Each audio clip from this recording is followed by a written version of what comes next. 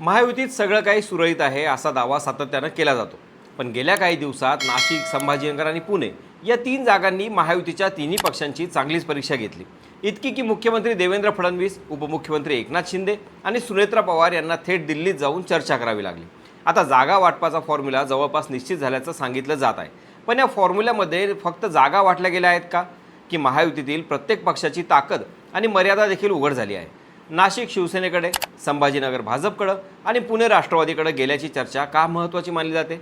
आणि या संपूर्ण घडामोडीत सर्वात मोठा राजकीय संदेश नेमका कोणता आहे, याचाच आढावा आपण आज या व्हिडिओमध्ये घेणार आहोत. नमस्कार, मी स्वप्नील आणि आपण पाहता त्याचं काय महाराष्ट्र.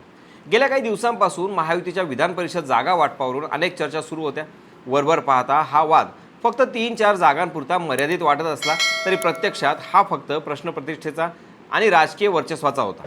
कारण सत्तेत असलेल्या तिन्ही पक्षांना आपल्या ताकदीच्या जागा सोडायच्या नव्हत्या आणि त्याचवेळी भविष्यातील राजकीय विस्तारासाठी काही नवीन भागांवर दावा देखील मजबूत करायचा होता.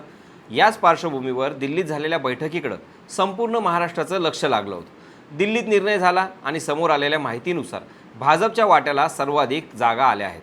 वर्धा, चंद्रपूर, गडचिरोलीमध्ये अरुण लखानी किंवा दादाराव केचे, भंडारा गोंदियामध्ये प्रकाश बाळबुधे, नागपूरमध्ये डॉक्टर राजीव पोद्दार, अमरावतीमध्ये प्रवीण पोटे पाटील, नांदेडमध्ये अमरनाथ राजूरकर, छत्रपती संभाजीनगर जालना येथे कैलास गोरंट्याल किंवा किशोर शितोळे, धाराशिव लातूरमध्ये बसवराज पाटील, जळगावमध्ये केतकी पाटील किंवा नंदू अडवाणी, सोलापूरमध्ये प्रशांत परिचारक, सातारा सांगलीमध्ये धैर्यशील कदम किंवा सम्राट महाडिक आणि अहिल्यानगरमध्ये प्राजक्त तनपुरे यांची नावं चर्चेत आहेत.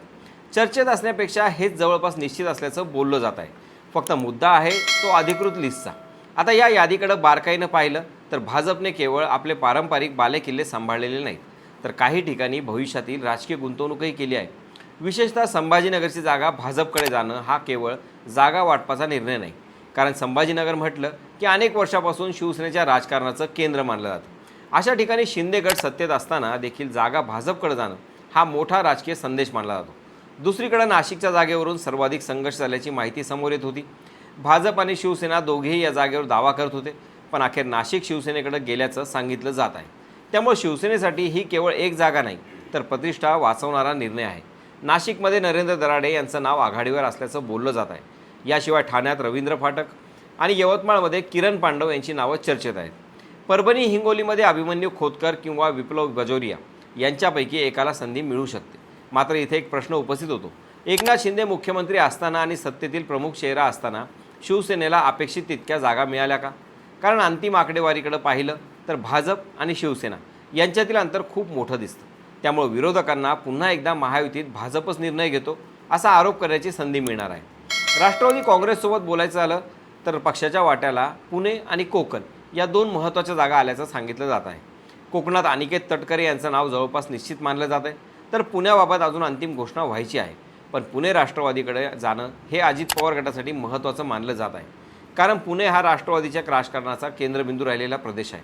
विशेष म्हणजे सुरुवातीला पुणे, नाशिक आणि संभाजीनगर या 3 जागावरून सर्वाधिक चर्चा होती. अखेर 3ही जागांबाबत तडजोडीचा मार्ग काढण्यात आल्याचं सांगितलं जात आहे. नाशिक शिवसेनेकडं, पुणे राष्ट्रवादीकडं आणि संभाजीनगर भाजपकडं. त्यामुळं कोणालाही पूर्ण विजय नाही आणि कोणालाही पूर्ण पराभवही नाही. आणि सगळ्यात महत्त्वाचा मुद्दा म्हणजे प्राजक्त तनपुरे हे थेट पक्षांतर करून ही जागा मिळवत आहेत. त्यामुळे अहिल्यानगरच्या राजकारणात पुन्हा एकदा एक नवा ट्विस्ट बघायला मिळत आहे. पण या वाटपातून सर्वाधिक लाभ कोणाला झाला हा प्रश्न कायम राहतो. राजकीय विश्लेषकांच्या मते या जागा वाटपातून भाजपने 2 गोष्टी साध्य केल्या आहेत. पहिली म्हणजे महायुतीतील मोठा भाऊ म्हणून आपली भूमिका पुन्हा अधोरेखित केली आहे आणि दुसरी म्हणजे भविष्यात महत्त्वाच्या ठरणाऱ्या काही जिल्ह्यांमध्ये स्वतःची पकड आणखी मजबूत करण्याचा प्रयत्न केला आहे. दुसरीकडे महाविकास आघाडी देखील शांत नाही.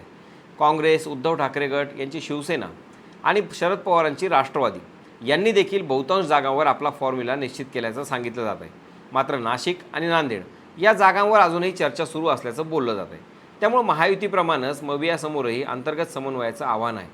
आता पुढचा टप्पा अधिक महत्त्वाचा आहे, कारण जागा वाटप निश्चित होणं आणि निवडणूक जिंकणं या 2 वेगवेगळ्या गोष्टी आहेत. स्थानिक पातळीवरील नाराजी, इच्छुकांची बंडखोरी, अपक्षांची भूमिका आणि मतांचं गणित यामुळं अनेकदा शेवटच्या क्षणी चित्र बदलतं. त्यामुळे उमेदवारी अर्ज भरल्यानंतर कोण नाराज होतो आणि कोण बंडखोरीचा मार्ग स्वीकारतो याकडे सर्वांचं लक्ष असेल. सध्या तरी महायुतीने जागा वाटपाचा तिढा सोडवल्याचं चित्र आहे, पण राजकारणात प्रत्येक तडजोडीची एक किंमत असते. नाशिक मिळाल्यामुळे शिवसेना समाधानी राहील का? संभाजीनगर मिळाल्यामुळं भाजपचा प्रभाव वाढेल का? आणि पुणे मिळाल्यानंतर राष्ट्रवादीला अपेक्षित राजकीय संदेश देता येईल का? या प्रश्नांची उत्तरं पुढच्या काही दिवसात मिळतील. पण एक गोष्ट निश्चित आहे, विधान परिषदेच्या या जागा वाटपाने महायुतीतील जागांचा फॉर्म्युला तर ठरवला आहे, मात्र महायुतीतील खऱ्या ताकदीचा फॉर्म्युला देखील महाराष्ट्रासमोर आणला आहे. तुम्हाला काय वाटतं? या वाटपात सर्वाधिक फायदा कोणत्या पक्षाचा झाला? तुमचं मत कमेंटमध्ये नक्की सांगा.